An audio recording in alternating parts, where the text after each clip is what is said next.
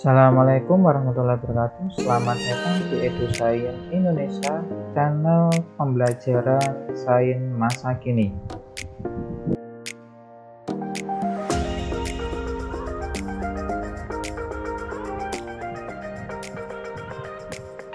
Pada video kali ini akan dijelaskan mengenai mikroorganisme penyebab penyakit part 2, yaitu jamur. Sebelum masuk ke materi, jangan lupa diklik tombol subscribe, like, dan share, serta komen untuk keberlangsungan channel ini. Jamur merupakan tumbuhan terbentuk sel atau benang bercabang yang mempunyai dinding dari selulosa atau kitin, ataupun keduanya.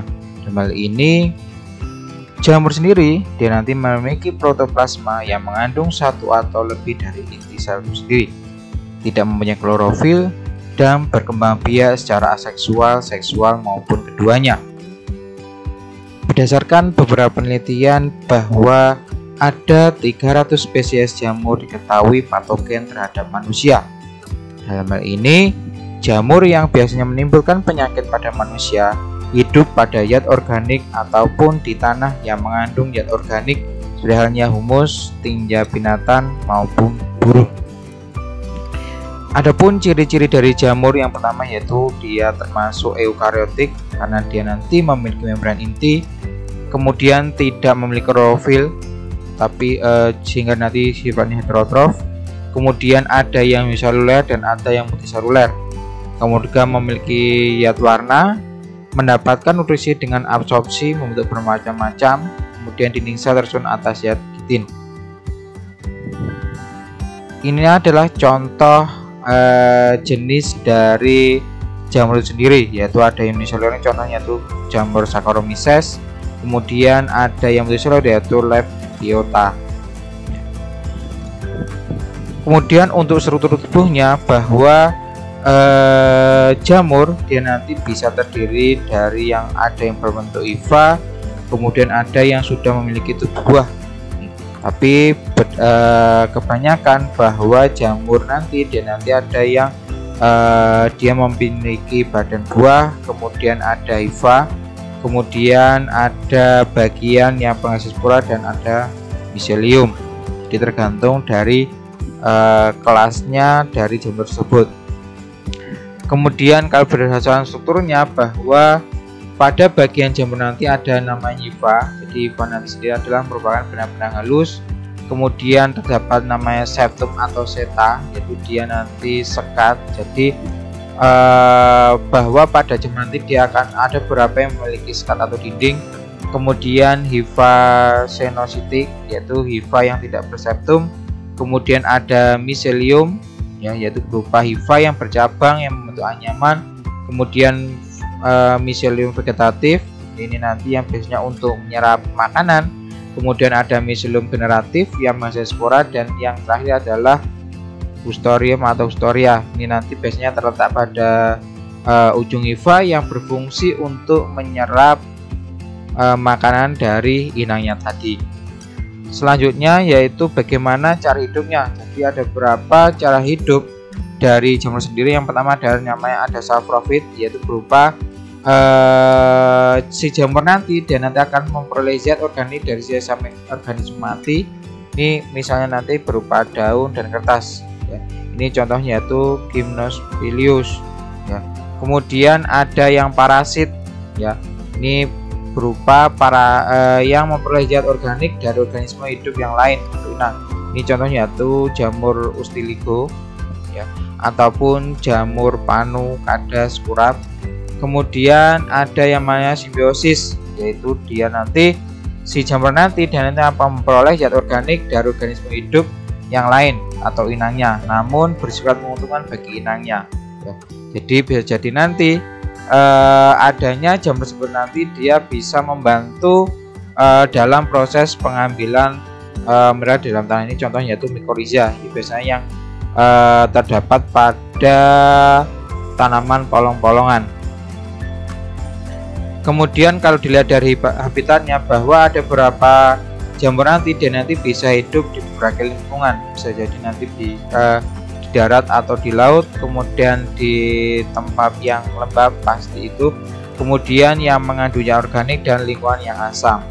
Jadi ada beberapa jamur nanti dia nanti bisa ditemukan di lingkungan tersebut. Kemudian untuk strukturnya, bahwa jamur nanti ada namanya hamir, kemudian ada cendawan dan adanya mold. Jadi kalau hamir nanti adalah berupa atau yeast yaitu merupakan sel tunggal. Jadi dia nanti struktur dari jamur nanti adalah dia tunggal. Jadi hanya satu sel. Ciri-cirinya nanti dia nanti hifanya panjang, kemudian dapat bersepta atau tidak bersepta, dan tumbuh di miselium. Jadi septa nanti banyak ditemu di miselium. Kemudian bereproduksi secara aseksual dengan cara pelepasan sel tunas dari sel induknya. Kemudian sel hamir nanti mempunyai ukuran yaitu sekitar untuk panjangnya sendiri 1-5 mm sampai 20-50 mm. Kemudian untuk lebarnya 1-10 mm. Kemudian kalau dilihat dari bentuknya nanti ada yang bulat, oval, silinder, triangular, oginal, botol, apikulat, dan pseudo miselium. Ini biasanya kalau hamirnya contohnya yaitu yang golongan dari Saccharomyces. Kemudian kapang. Kapang sini nanti dia ciri-cirinya dia nanti memiliki tekstur yang tidak jelas, kemudian ditemukan pada permukaan makan yang membusuk atau hangat ataupun di tempat-tempat lembab. Kemudian bereproduksi secara aseksual, tetapi ada beberapa spesies nanti dia nanti bisa bereproduksi secara seksual, yaitu dengan cara menyatukan dua jenis sel untuk membentuk zigot dengan produk uniseluler sel tersebut. Kemudian terdapat namanya talus yang terdiri dari filamen panjang yang bergabung bersama dengan membentuk hifa. Kemudian kalau dilihat dari hifanya nanti dia bersepta dan bersifat uniseluler. Kemudian yang terakhir nanti adalah cendawan atau mushroom. Jadi kalau cendawan nanti dia nanti memiliki yang namanya tubuh buah atau fruiting body. Biasanya cendawan nanti itu disebut sebagai fungi atau jamur makroskopis, karena pada jamur ini nanti dia nanti akan memiliki namanya tubuh buah dan sering digunakan untuk konsumsi. Jadi kalau dilihat dari perbedaan dari hamir dan kapang tadi, dia nanti berbeda. Jadi karena pada cendawan nanti dia nanti akan kelihatan dia nanti sudah memiliki tubuh buah. Jadi ada bagian penghasil spora, kemudian ada miselium, kemudian ada hifa. Jadi kalau dilihat dari strukturnya nanti bahwa cendawan nanti dia nanti terdiri ada zoolfas atau bagian yang menempel pada substrat, kemudian lamela dan pileus. Jadi biasanya yang paling contohnya dari jamur adalah jamur tiram, kemudian jamur shiitake, dan jamur-jamur yang biasanya dimakan atau dikonsumsi oleh manusia. Kemudian kalau dilihat dari ciri-cirinya bahwa cendawan tersebut dia nanti merupakan organisme yang berinti, kemudian mampu menghasilkan spora, kemudian tidak berklorofil, kemudian reproduksinya nanti dia nanti bisa seksual dan aseksual, jadi bisa jadi nanti memiliki struktur stomatiknya yang terdiri dari filamen yang bercabang-cabang. Jadi kalau seksual nanti dia nanti ada pembelahan dari filamen tadi. Kemudian kalau seksual nanti dia karena dia nanti menghasilkan spora nanti bisa mengalami fertilisasi. Kemudian cendawan sini nanti dia memiliki dinding sel yang terdiri atas kitin atau selulosa ataupun keduanya. Jadi bisa jadi nanti hanya kitin saja, selulosa saja, ataupun gabungan dari kitin dan selulosa. Itu dilihat kalau dilihat dari dinding selnya tadi. Kemudian kalau dilihat dari reproduksi bahwa pada jamur nanti dia nanti bisa bereproduksi secara aseksual dengan dan cara aseksual ya. Jadi kalau aseksual nanti ada spora ya, spora kemudian nanti mengalami perkecamban dan membentuk miselium. Miselium nanti dia akan tumbuh menjadi tumbuhan dewasa yang nantinya akan menghasilkan namanya spora. Kemudian kalau seksual nanti ya, jadi setelah adanya perkecamban nanti dia akan membentuk miselium. Miselium nanti akan adanya plasmogami, jadi jantan dan betina. Kemudian nanti dia nanti akan ada namanya penyatuan dari nukleus, sehingga nanti pada tahapan seksual nanti dia akan diperoleh yang namanya diploid ya. Kemudian setelah adanya tahapan diploid nanti berarti terjadi pembelahan meiosis, sehingga nanti akan menghasilkan spora yang haploid. Jadi kalau pada secara seksual nanti dia nanti pasti ada namanya penggabungan antar miselium tadi ya. Selanjutnya untuk infeksinya, bahwa ada beberapa cara ya pada jamur itu nanti bisa mengewesi pada manusia, yaitu bisa jadi nanti secara mikosis secara umum atau sistemik ya, yaitu biasanya ya infeksi pada umumnya nanti jamur atau ragin nanti dia nanti bisa tersebar di seluruh tubuh ya, sehingga nanti bisa mengakibatkan infeksi dalam organ tubuh ya. Bisa jadi nanti adanya infeksi tersebut nanti bisa membahayakan jiwa ya. Ini terutama pada penderita yang autoimun, sebenarnya AIDS ataupun yang lainnya ya. Kemudian contohnya nanti dia adalah golongan dari actinomycosis, kemudian aspergillosis, candidiasis ya. Ini biasanya candidiasis nanti banyak menginfeksi pada saluran cerna dan alat pernapasan. Kemudian yang kedua nanti adalah mikosis permukaan atau tinea ya. Infeksi nanti jauh sering terjadi ya, karena terbatas pada kulit, rambut, kuku, dan mukosa ya. Ini infeksi tersebut nanti dia nanti menyakup dermatogistosis, kemudian candidiasis vaginal, candidiasis mulut, dan alat cerna ya. Jadi untuk mikosis pada kulit nanti disebut sebagai tinea ya. Jadi kebanyakan bahwa mikosis permukaan nanti adalah pada permukaan kulit ya. Jadi contohnya ada namanya tinea corporis, puris, capitis, dan pedis ya. Biasanya masing-masing nanti ya banyak menyerang pada bagian tubuh, sebenarnya lipatan paha, kemudian kepala maupun pada kaki ya. Jadi untuk infeksi nanti bisa sistemik maupun mikosis pada bagian permukaan atau disebut dengan tinea. Kemudian kalau dilihat dari derajat keterlibatan jaringannya nanti ada namanya superficial, subkutan, sistemik, dan opportunitis. Jadi harus superficial nanti adalah infeksi kulit ya, kemudian rambut dan kuku. Kemudian kalau subkutan yaitu infeksi terbatas pada dermis, jaringan bawah kulit, atau struktur yang berdekatan. Kemudian kalau sistemik nanti adalah infeksi dalam organ eksternal. Kemudian kalau opportunitis nanti adalah menyebabkan infeksi hanya di immunocorporimeset ya. Jadi dia nanti hanya ada pada bagian tertentu saja. Itulah dilihat dari derajat keterlibatan dari jaringan yang disebabkan oleh infeksi dari jamur itu sendiri. Kemudian kalau dilihat dari divisinya nanti, dia nanti dibagi empat. Salah satu yang pertama yaitu adanya kelas Oomycetes, yaitu untuk kelas Oomycetes nanti adalah pada kelompok protista unicellular yang berfilamen.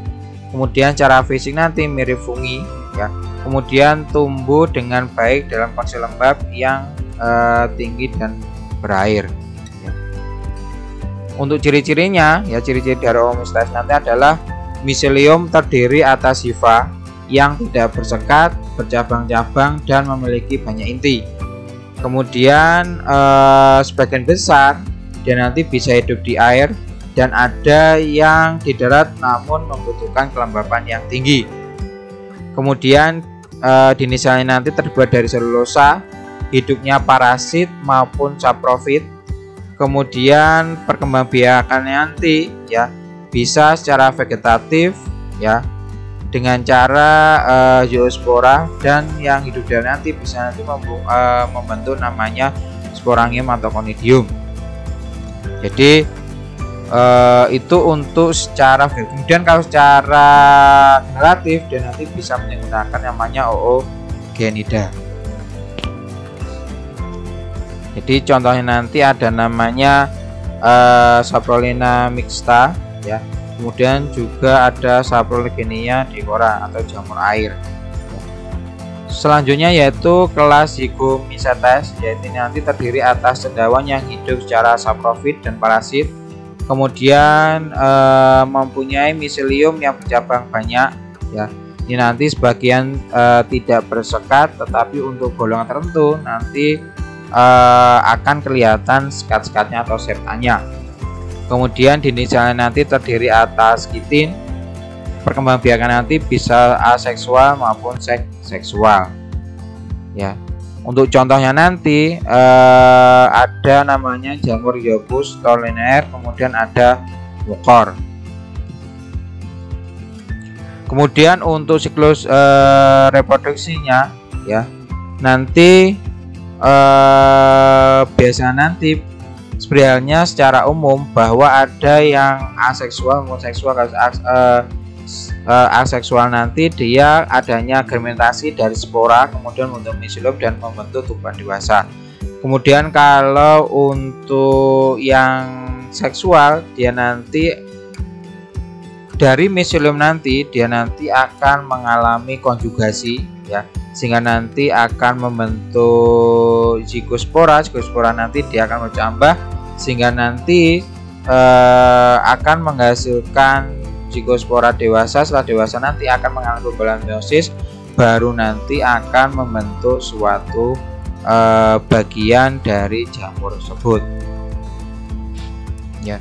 Kemudian untuk pemanfaatannya ya, untuk kelas Zygomicota nanti adalah biasanya untuk pembuatan tempe ya, itu biasanya Rhiopus oryzae, dan bisa jadi nanti dia berperan negatif, yaitu nanti bisa membusukkan roti. Contohnya itu Rhiopus stolonifer ya. Kemudian yang ketiga nanti adalah kelas Ascomycotina, yaitu hifa bersekat ya, ada yang berinti satu dan banyak. Kemudian saprofit, ada yang parasit, dan ada yang simbiosis ya. Ini nanti yang membantu namanya lichens. Kemudian reproduksi seksual dengan cara ascus membentuk ascocap. Kemudian kalau seksual nanti dia nanti akan membentuk namanya conidium ya.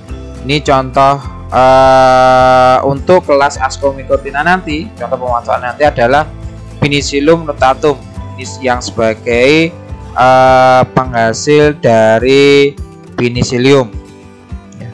Kemudian untuk contohnya nanti ada namanya jamur Saccharomyces, kemudian ada Aspergillus fumigatus ya. Ini nanti biasanya nanti jamur tersebut dapat menyebabkan kanker paru-paru pada burung. Kemudian kalau untuk reproduksinya nanti, yang untuk reproduksi seksualnya nanti seperti halnya pada umum ya. Dia nanti juga mengalami pembelaan meiosis, jadi yang nanti akan menghasilkan 4 sel anakan.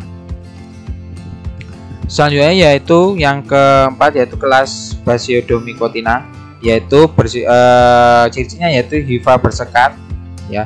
Kemudian saprofit atau parasit, ataupun yang dapat bersimbiosis, ini contohnya tuh mycorrhiza. Kemudian kalau reproduksi secara seksual nanti dengan cara membentuk basidium ya, yang nanti dia nanti akan membentuk basidiocarp. Kemudian kalau aseksual nanti dia menggunakan conidium Ini contohnya untuk strukturnya bahwa golongan basidium nanti dia nanti akan ada namanya bagian tudung, kemudian bilah ya. Bilah nanti kalau diperbesar nanti dia nanti banyak mengandung basidium. Kemudian ada bagian tangkai yang disebut dengan stip ya.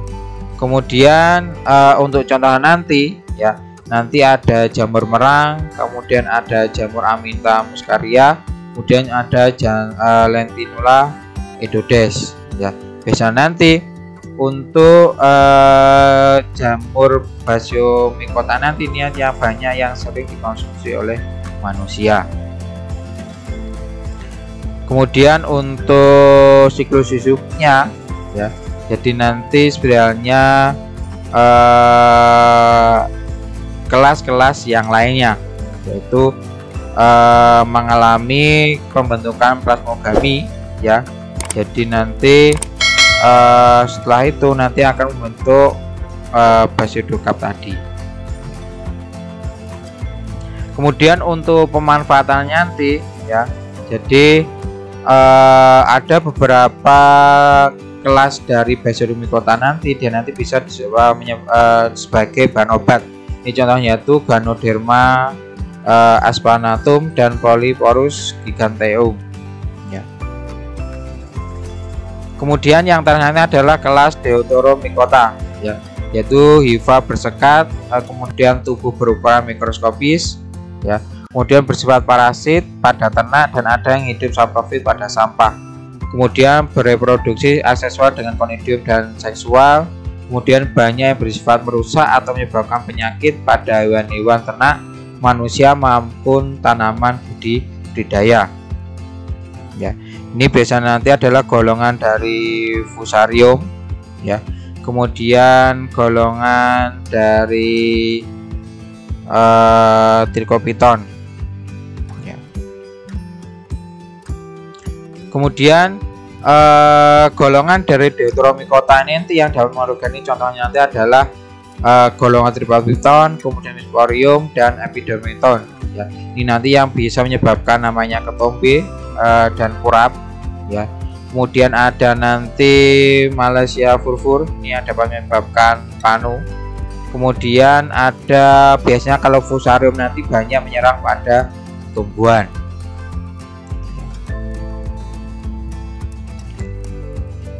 Kemudian inilah beberapa contoh ya, contoh jamur yang dapat menyebabkan penyakit pada manusia, yaitu contohnya adalah jenis Blastomyces dermaticidis ya.